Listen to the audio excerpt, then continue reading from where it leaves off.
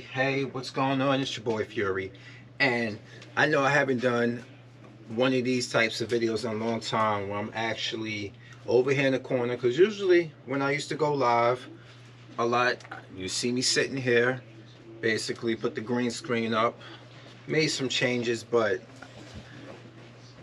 I just haven't been into gaming much. I've just been doing other things, and it hasn't been really much that excites me. The only story we got going on lately right now, and it's this whole situation with let me stand in one space. This whole situation with Sony trying to stop the acquisition of Activision Blizzard by Microsoft, which is just childish. Okay, you know, you hear a lot of the Sony fanboys talk about how big PlayStation is, and then if that's the case, why you're so threatened by acquisition like Activision Blizzard, if you're a big company and your first party games stand on their own. You see, this is why I don't constantly do videos about this shit no more, because it speaks for itself. The hypocrisy is there. We all know, and it's been proven by numbers, that while Sony's first party games, their first party games sell and are popular and well reviewed for the most part, with the exception of Days Gone. Anyway, they don't sell nowhere the amount of numbers that Call of Duty sells on PlayStation. And y'all can sit there, y'all can cape for Sony all you want. You can, but we all know a lot of the games like Fortnite, Overwatch, Call of Duty, those push console sales. Those really push console sales a lot.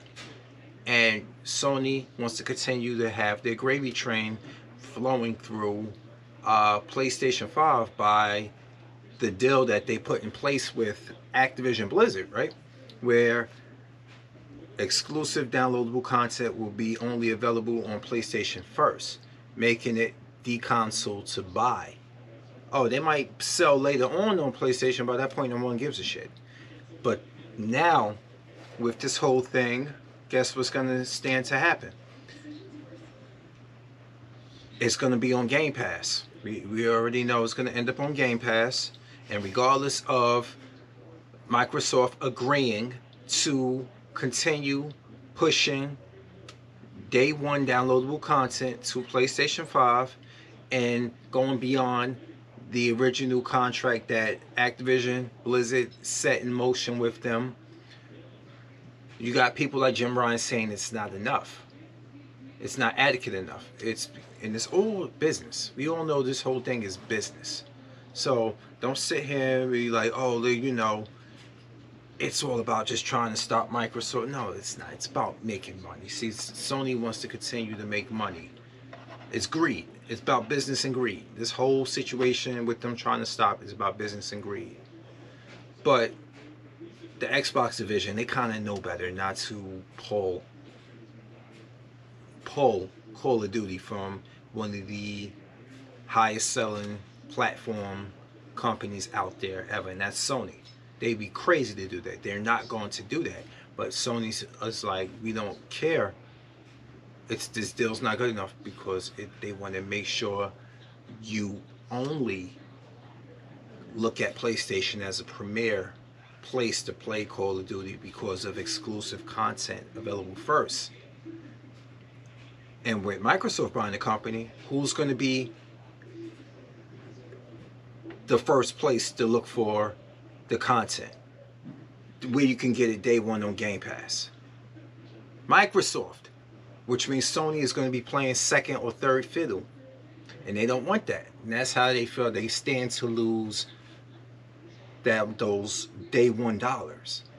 It's all greed. See, this is why I don't really have a dog in this fight when it comes to the situation, because it speaks for itself. You're going to have the typical Sony ponies talking this shit about, oh, well, our content, our games is this, that, and the fourth, and Microsoft had no games, that's why they buying up all these companies. And no shit, Sherlock. What do you think they're doing it for? They're doing it to make money. Everybody's trying to make money. So while we sitting here arguing with one another over a box of fucking wires and plastic and electrodes and graphics processor cards and all that, why are we arguing over this? Grown ass men. You got a dude who talk like this. Let me see if I can get it right. Well, Activision ain't. Microsoft isn't real competition to PlayStation. I gotta put stuff on my mouth to talk like a sloth. You know the fuck I'm talking about, Mr. 77. You 45, nigga. Goddamn. Anyway, this is why I don't do content like that, really. Well, I've been trying to change the whole thing of how this channel goes and everything. I don't care about pandering to a bunch of ponies and Xbox fanboys and Nintendrons. I don't care to do that. I have a Series S sitting right here. I have a fucking Dreamcast right here. I have a PlayStation 3 over here, GameCube, a Wii U, 2 Sega Saturns. Over there on my bed, near my bed, I got a Series X, a PS5, and 2 Nintendo Switches. You really think I have the time to be online, to be talking so much about it? For a time I did, because there's valid explanations for a lot of stuff I was speaking about. In case of point, look at this situation with... I won't respond to that. Shut up, Siri. Anyway, there's valid problems I have with the Nintendo Switch. It's that you're using dated technology. And what are we running into right now? It wasn't hate. It wasn't hate that I was talking about with Nintendo Switch. The technology's outdated when the console first dropped. And you really think it's in right now? You think an OLED screen is going to fix that? No. Only thing, Nintendo always set themselves up. This is the shelf life lately of their consoles. This is the problem I have with them. They use what another YouTuber a long time ago called the Blue Ocean Strategy, where they're in the ocean on their own and they can do things the way they want to do it because they're not competing on a manner that PlayStation, Microsoft, and PC formats plan on. They in a lane of their own.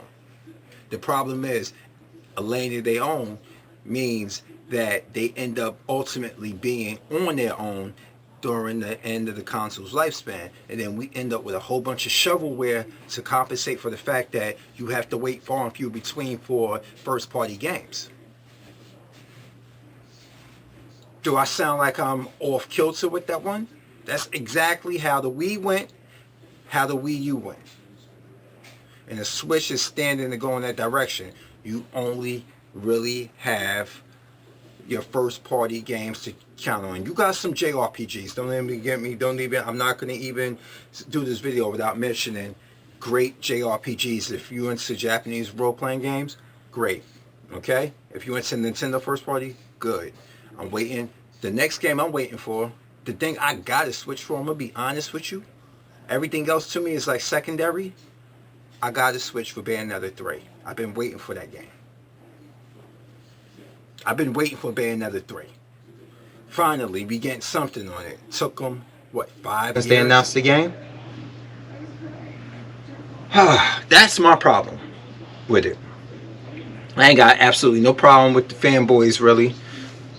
As long as they don't do annoying shit and tell me that I need to give Labo a chance, some cardboard a chance. What's the guy name? I forgot his name. He was a Nintendo fanboy. He was telling me that it's not made for you, so you shouldn't be hating on it. Or you should just give it a chance. Made for kids. I'm like, so the Switch is made for kids? No, it's not made. So the cardboard is made for kids that they were selling.